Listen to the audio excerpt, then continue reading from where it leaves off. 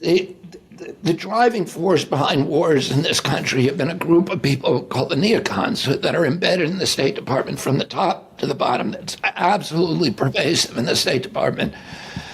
And they were, a lot of them were driven out because after the Iraq War, they published their manifesto in the late 1990s. It was called the Project for a New American Century, and this outlined their plans for the world. And what they said is that America had won the Cold War, and as the victor, it was be our privilege to run the world for at least a century. It would be the American Century, Project for a New American Century.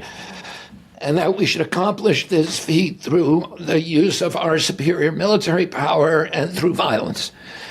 And it outlined 8 countries that needed to be overthrown, including Iraq. And then shortly after that, publication of that, the neocons in the White House who surrounded President George W. Bush, defrauded us into the Iraq War by saying there were weapons of mass destruction and suggesting, falsely that Saddam had something to do with the 9/11 attack. Now, that war cost us in the end about $8 trillion.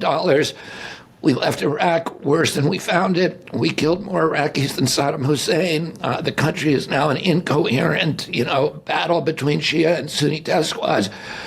We pushed Iraq into a proxy posture with Iran, which is, exactly the foreign policy outcome that we were trying to avoid for 40 years.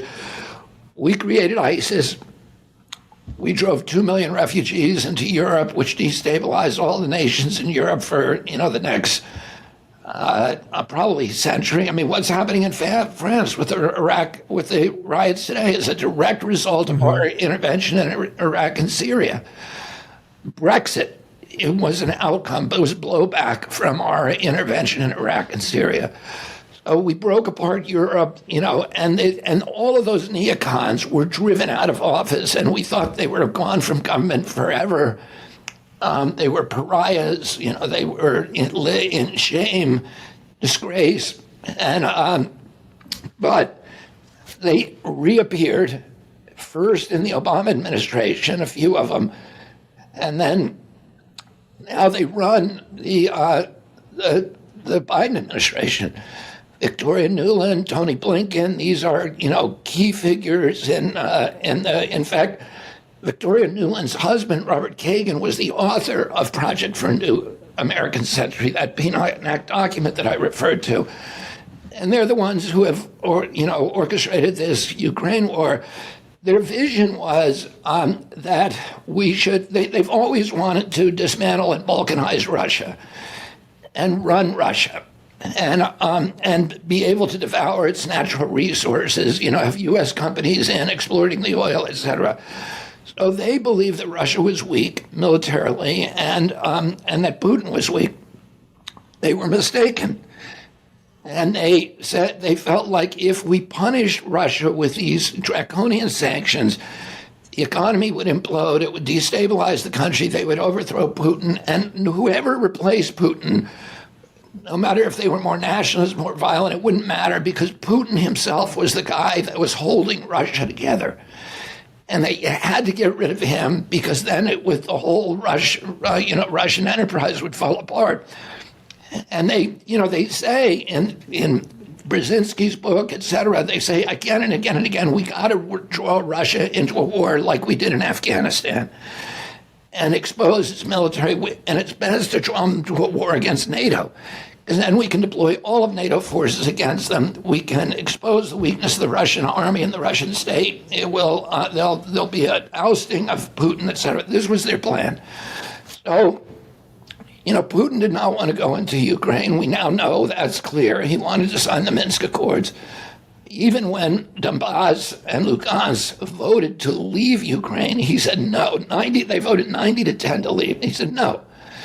You stay part of Ukraine, but let's make a deal to keep to protect you from the violence by the government that the U.S. installed in Ukraine in 2014, and let's keep NATO out of the Ukraine, which was the existential threat that they were most frightened about. The U.S. kept saying we're going to put NATO into the Ukraine. We're going to violate all of our promises not to do that. And then we torpedoed the Minsk Accords.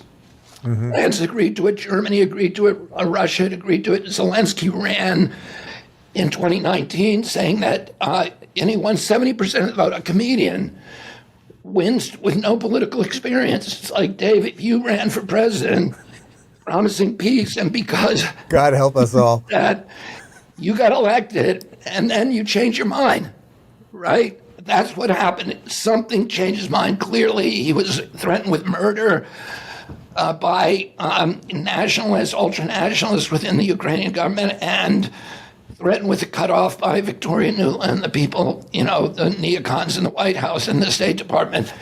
So then what we now know is that in April of 2022, they signed a peace agreement modeled on the Minsk Accords. Putin signed it and Zelensky signed it. And the Russians were acting in good faith by withdrawing all their forces from the Ukraine. What happens? The White House sends Boris Johnson over there to torpedo that agreement. So we wanted this war, and we wanted it for something that had nothing to do with the Ukraine. Well, now the neocons are getting cold feet, and there is division within the neocons. And Richard Haas, who's one of the oldest neocons, is now saying, Biden administration sending cluster bombs. They're going to try to let Ukraine into NATO. What's going to happen then? Right, then we're bound. Then what will really happen, Dave, is this. We then have to, then NATO is going to throw Russia out of the Ukraine, including Crimea. Russia will never leave. That it would be like us being defeated by Mexico. It's not going to happen. You remember what happened to Stalingrad, the sacrifice the Russians were willing to make during World War II. The Russians are unbeatable. They're killing Ukrainians right now at a 7-to-1 ratio. We've killed 350,000 Ukrainians completely unnecessarily. They're butchering. We've turned that country into an abattoir of death for the flower of Ukrainian youth. But now, if we let them into NATO, the defeat that they've now suffered, now all of NATO is going to go in there.